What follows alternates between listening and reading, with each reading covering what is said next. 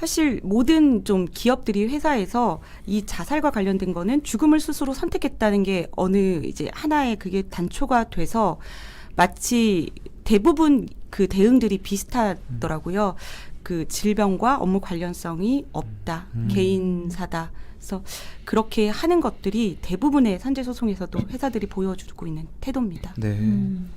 그래서 사실 저는 지금 댓글로도 어떤 분들이 그런 얘기를 하는데 멘탈이 약해서 그런 거다. 네. 이런 식으로 표현하는 거 사실 좀 너무 부적절한 발언이라는 생각이 들고요.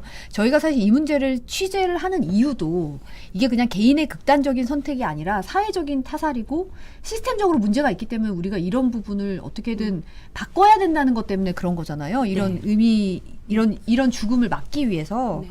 근데 사실 극단적 선택이라고 해서 이제 좀 사실 취재하기도 좀 힘들었을 것 같아요. 어떤 네, 부분을 네. 좀 집중하고 계시는 거죠?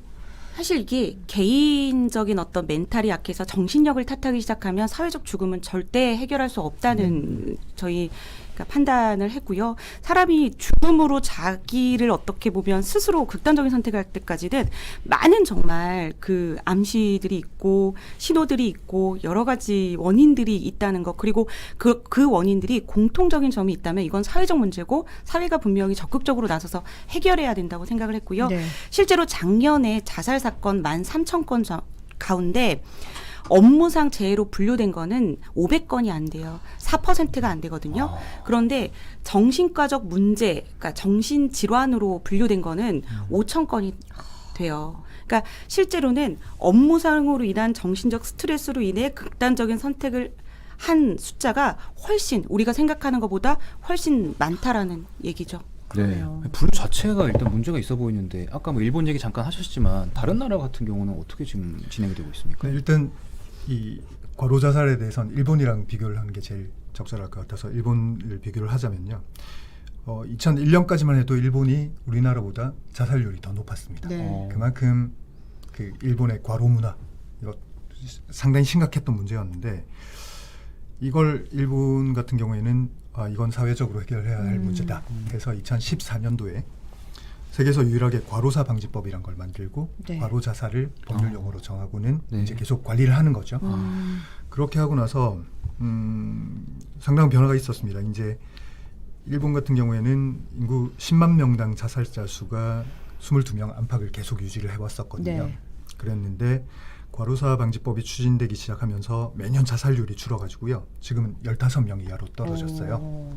이게 사람 한 명, 그 숫자 뭐 22명에서 15명으로 떨어졌다면 별거 아닌 것 같지만 이 인구 10만 명당 자살자 수는 한 명 떨어지는 게 상당히 힘든 그렇죠. 거예요. 그러니까 그게 일본 같은 경우에는 과로사 방지법 이후에 계속 떨어졌고 우리나라는 계속 유지가 되거나 근소하게 감소하는 양상을 보였는데 2019년 기준으로 우리나라랑 비교해 보면 인구 10만 명당 우리나라는 24.7명, 일본은 14.7명. 그러면 2001년에는 우리보다 높았던 일본이 그러네요. 지금 숫자가. 10명이나 차이가 나는 거예요. 그러네요. 지금 시간상 짧게 이번 사건 사실 취재하기는데 굉장히 힘드셨을 것 같아요. 사실 마음이. 저희도 기자들도 이런 얘기 하다 보면 굉장히 힘들잖아요. 짧게 취재 소회 한 번만 좀 얘기를 해주셨으면 좋겠는데. 그 이번에 보면 지금 달린 댓글도 보면 회사 그만두면 되지 왜 죽냐 이런 댓글 되게 많거든요. 사실 유가족한테는 그런 댓글이 제일 그런 반응들이 제일 상처가 된다고 해요. 네. 그리고 또 배우자분한테는 보도 이후에 회사에서 고생한 남편 집에서라도 잘해줬으면 안 죽었을 걸. 완전 2차 가해거든요. 네, 유가족에 대한 2차 네. 가해입니다. 그런데 저는 이런 댓글들이 왜 나오느냐.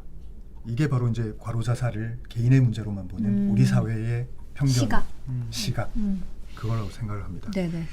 그래서 저희 취재팀은 이제 이 과로 자살 문제가 결코 한 개인의 잘못된 극단적인 선택이 아니라 사회 구조의 문제고 직장 문화의 문제란 거를 이제 계속 더 취재를 해서 다시 보도를 준비하고 있습니다. 네. 네.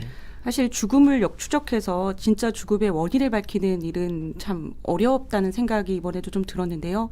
선배가 말씀하신 것처럼 저희는 이 과로 자살의 공통적인 원인을 계속 이제 저희가 발견한 그거 원인들을 계속 방송을 하면서 그럼 살릴 수 있는 방법도 이 현장에서 죽음의 현장에서 찾을 수 있지 않을까. 그래서 앞으로도 이 문제에 계속 관심 갖고 지속적으로 취재하고 보도할 계획입니다.